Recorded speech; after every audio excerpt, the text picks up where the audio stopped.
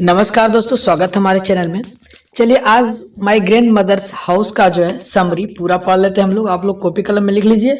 आगे बढ़ने से पहले दोस्तों मैं वर्ड मीनिंग कुछ बता दूं आपको, जो कि आगे हम लोग समरी जो पढ़ेंगे उसमें ये वर्ड मीनिंग यूज किया गया है। तो इस वर्ड मीनिंग को आप लोग अच्छे तरीके से पढ़ लीजिए, उसके बाद हम लोग पढ़ते हैं।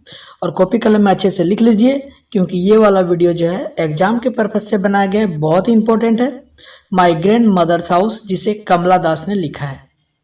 दोस्तों मैं आपको हिंदी में अच्छे से समझाते हुए चलूंगा, आपको ट्रांसलेट करके दे दूंगा ताकि आपको कोई परेशानी ना हो। तो चलिए हम वीडियो को स्टार्ट करते हैं। स्टार्ट करने से पहले मैं आपसे एक रिक्वेस्ट करना चाहूँगा, आप हमारे चैनल को सब्सक्राइब कर लीजिए ताकि जितना भी वीडियो अपलोड करूं आप तक पहुंच जाए और मुझे भी वीडियो बनाने में मज़ा आए, मन लगे। दोस्तों आप लोगों ने मेरा बहुत सपोर्ट किया है। चलिए अब हम वीडियो को स्टार्ट करते हैं, तो बने रहे हमारे साथ।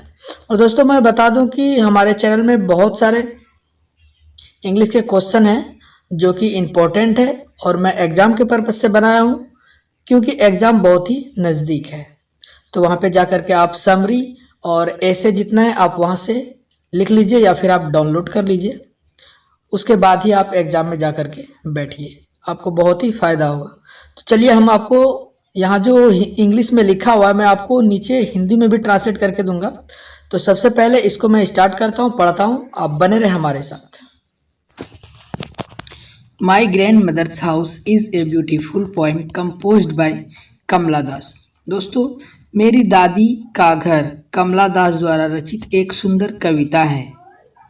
इन this poem she remembers the happy days spent in her family home in the sweet company of her grand mother. दोस्तों यहाँ पर कहता है कि इस कविता में वह अपनी दादी की प्यारी कंपनी में अपने परिवार के घर में बिताए खुशी के दिनों को याद करती है। दोस्तों आप लोगों ने यदि ये पूरी कविताएं पढ़ी होगी तो समझ में आ रहा होगा। मैं सिर्फ ये समरी बता रहा हूँ जो कि आपको एग्जाम में लिखना है। हर grandmother always showed her love and affection on the poetess. दोस्तों उनकी दादी ने हमेशा कवित्री पर अपना प्यार और स्नेह बरसाया है। कवित्री मतलब ये कमला दास पर। तो चलिए अगला पंक्ति देखते हैं क्या है। बने रहे हमारे साथ, हम आपको अच्छे तरीके से हिंदी में भी समझाते हुए चलेंगे। दोस्तों ये वीडियो एग्जाम के पर्पज से बनाया गया है, इसलिए आप लोग उसे अच्छे से कॉपी कलम में लिख लीजिएगा, उसके बाद ही एग्जाम में बैठिएगा। तो चलिए अगला पंक्ति देखते हैं क्या है। The poetess says that the house of her grandmother was an abode of love and intimacy. She enjoyed unrestrained liberty there after her marriage.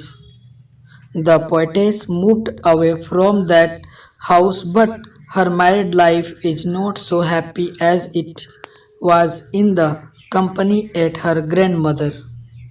दोस्तों कवित्री का कहना है कि उनकी दादी का घर प्रेम और आत्मीयता का वास था।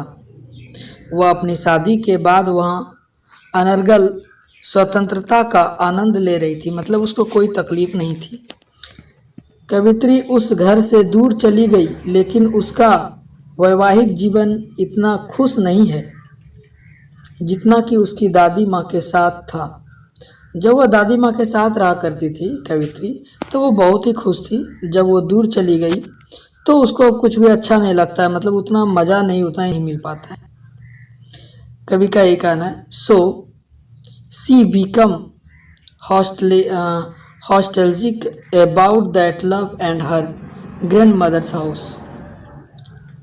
दोस्तों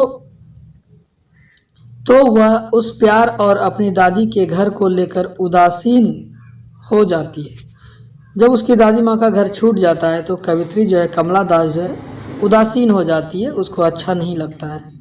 ये तो आप लोगों को भी साथ होता होगा, जब दादी माँ रहती है हम सबके साथ तो कितना मज़ा आता है, लेकिन जब वह साथ नहीं रहती है, वह दूर चली जाती है, तब कैसा लगता है। तो बस कमला दास जो है कि अपने भावनाओं को, दादी माँ के प्रति क्या प्रेम है, तो उसी भावनाओं को इस कविता में जो है दर्शाया है। तो दोस्तों अगला पंक्ति चलते हैं हमारा क्या, आप बने रहे हमारे साथ।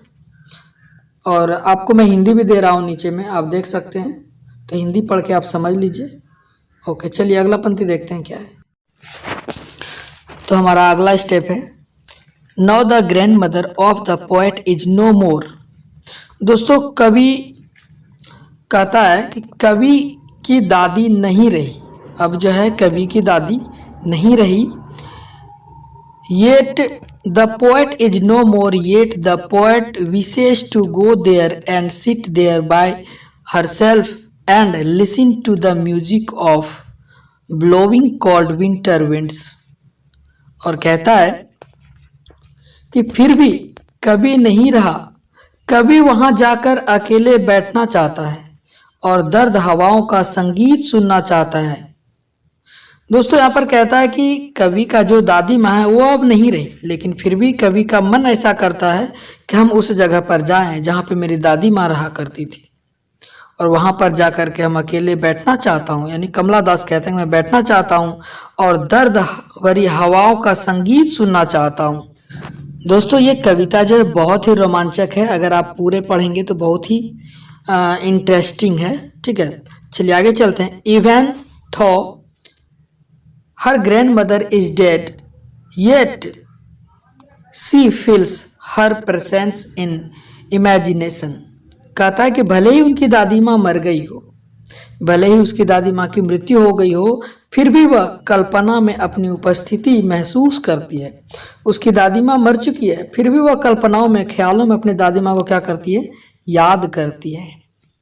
इन this poem Kamala Das succeeds in conveying her feelings through this small poem।